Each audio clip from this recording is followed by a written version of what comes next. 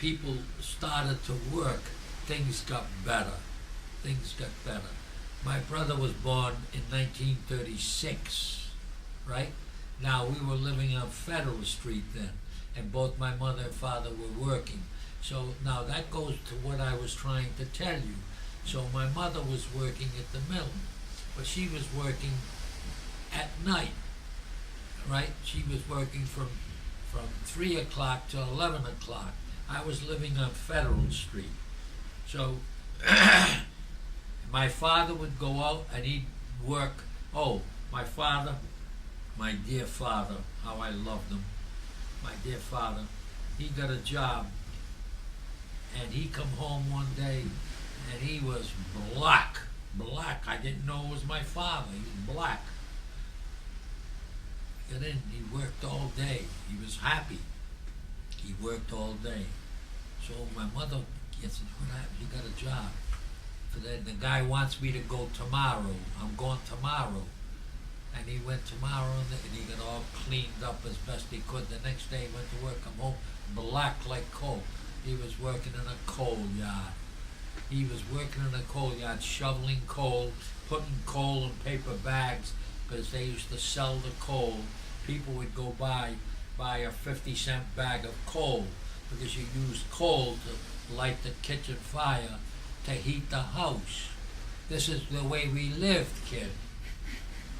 But anyhow, you'd think that they would at least put up a shower so that a man who worked all day for you shoveling coal could get washed up when they went home. No showers. You left and you went home. Every now and then, my father would come home with a bag of coal. And from Olneyville Square, where he worked, he'd have a bag of coal on his shoulder and walk all the way home carrying a bag of coal. And we'd save that because we used that to heat the house. I'm sure he either got it inexpensively or they raked it up wherever and he got it for nothing or whatever he did. I don't know. But he came home with the coal. Okay, hold on. I gotta change tapes again.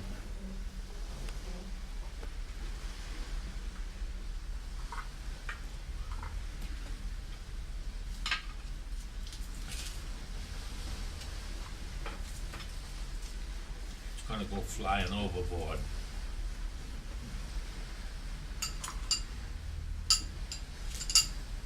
Okay. All set.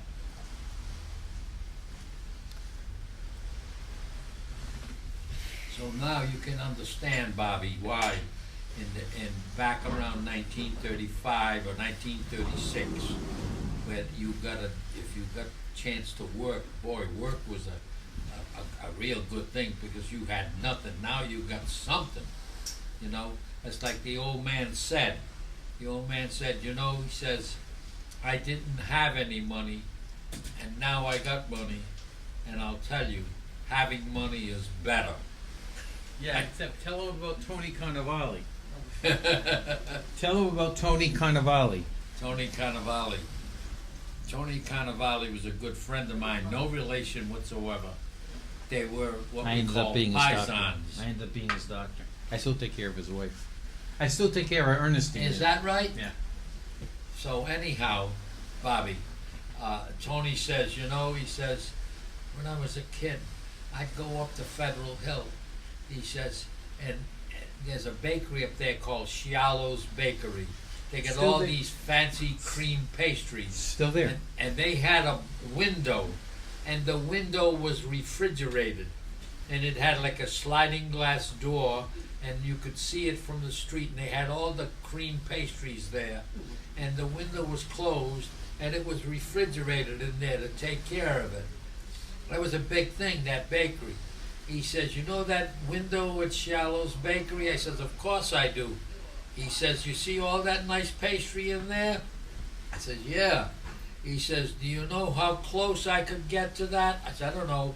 He said, I used to go up there and put my nose up against the window and press my nose up against the window. That's as close as I could get to the pastry. Didn't have 2 cents in my pocket. He said, today I can buy the whole bakery. 2 of them. He says, I can't eat a doggone piece. Right? He had the gout in his feet, used to plug it. He said, it's unfair. Now I can buy the bakery. Now I can buy the whole bakery. He said I would if I could eat it. Tony made a big buck. A lot of these people that I know that had tough times and came, most of them, I can name a whole bunch of them that went to school with me. They all became successful and worked. There was a few that became successful, but not in the best of businesses, like Louis Menachia, right? Louis Menachia became Baby Shanks. Baby Shanks. And you know how Baby Shanks. yeah, you know who Baby Shanks is.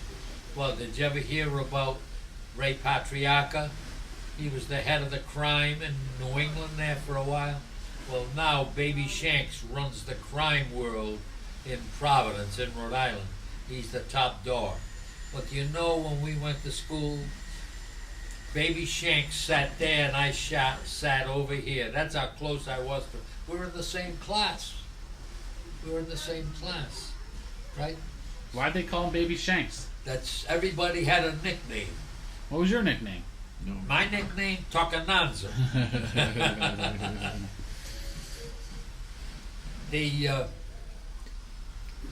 So let me tell you how far this went. I'm buying your mother a wedding. Bob, listen. I'd like to answer. Excuse me.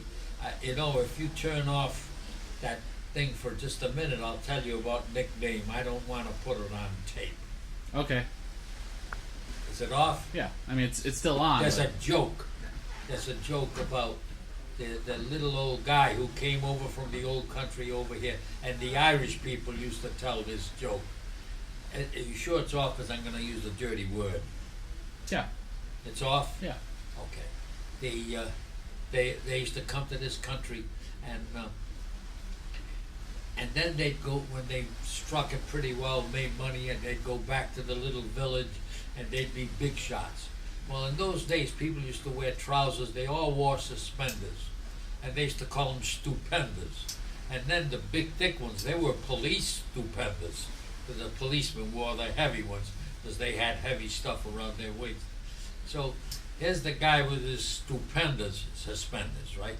He goes back to the old country and he's walking around. He's a big shot now. All these little Italians in the village looking up to him. And there's Luigi. He's been to America, boy. So Luigi comes back. He's walking around in the middle of the square. Luigi, tell us about America. Yeah. Well, what is it about people? He says, yeah, I don't know. They America, they're funny. You got a big man, tall man. They call him a slim. There's a big, tall man. Nicky Namey.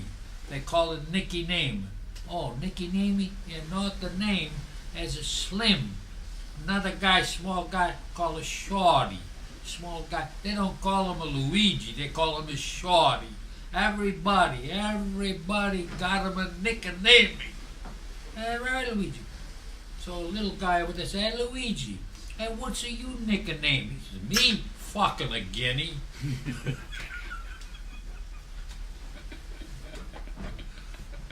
Can I record now? I didn't want to put that on That's okay. tape. It's a good joke. Can I record Well, let me now? tell you how this goes on. You know Menachia, the guy you sat next to? His name was Luigi. Yeah, Louis Menachia. He had 2 brothers. Yep. And one of his brothers was Antonio, and his son was named Antonio, and his son became a doctor, Antonio Menachio, who made his money, made his living doing abortions, of course. So he was a gynecologist, and abortion became legal, so he started an abortion clinic, and he did okay for himself. He had himself a girlfriend. I took care of the girlfriend, and I took care of the wife. I took care of the wife and the girlfriend, and Anthony when he felt like coming in. So anyhow, I'm going to buy a diamond ring for your mother. It's time to get married. And my friend Lynn Lowe is a colleague of Tony Menachio's. They worked together in the hospital, right? So he said to me, you want to buy a diamond ring for Joanne? I said, yeah. He said, go see Anthony's family, and you can get your diamond ring from Anthony He knows a guy in Newport, gives you a diamond ring, and you don't have to pay any taxes on the diamond ring. So why do you think you don't have to pay any taxes, right? I didn't buy Joanne's diamond. I bought it from Tilden and Thurber. I paid a lot of taxes. But you know it was a diamond. Well, I knew Anthony's was a diamond too. It just was what they call hot ice. Who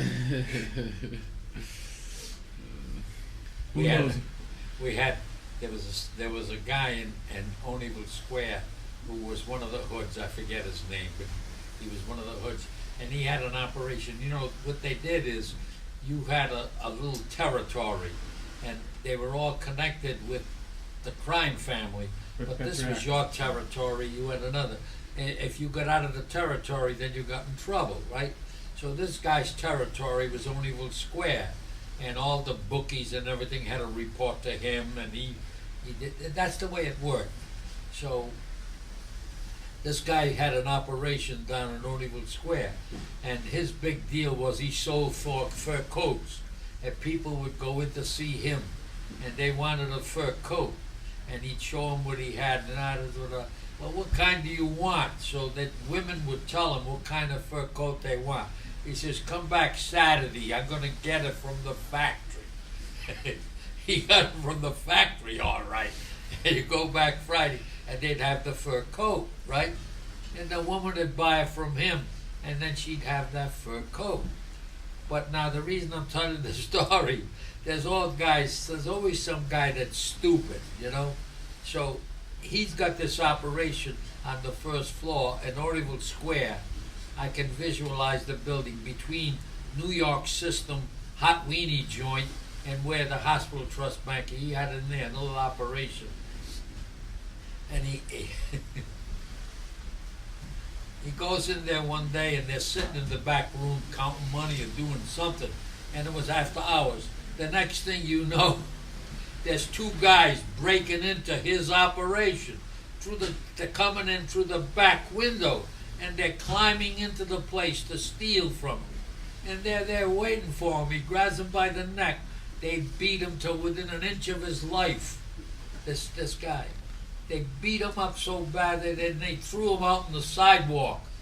And when they threw him out on the sidewalk, the two guys, I don't know, maybe it was one guy. And then they go in and they call the police. And they said, there's a guy out on the sidewalk. Got hit by a truck. Hit by a truck or something. He's over there. It looks like he's dying. You better, I don't want to get involved. You better go. So they come up, pick him up, bring him to the Rhode Island hospital. So 2 days later, they go up to the Rhode Island hospital. He wanted to see him. And he walked in, because he walked into the guy, and he sees the guy. The guy's just about alive, looking at him. He's talking to him. Nobody in the room. And he explained to him, do you know why you're in here? I don't know. So they explained to him what he was breaking into. Don't you know who I am? No. You know where you tried to break in? To my place. He explained to him, you know you're not supposed to do that, right? He says, you're lucky you're alive. We stopped. We were going to kill you, but we decided to have mercy, and we just threw you out on the sidewalk. Don't you ever come around again. The guy was sorry. Took a $10 bill, threw it on the bed, said, buy yourself a drink, and they left. All right? That was a different world, let me tell you. It was a different world. So where did we leave off? Where should I be going? I knew what I was telling you. What happened to your father, grandfather? I lived the whole life. Believe me, I had street smart. I did everything by working. So then, before I went to work in the mill, I missed a little. I worked on the fruit stands up at Federal Hill, and so the winter times were tough. I wanted to work because I was spending money. I had money. A lot of my friends, they had piano lessons, but they didn't have spending money, you know. Al Conti was one, became a very famous good guy, good friend of mine. And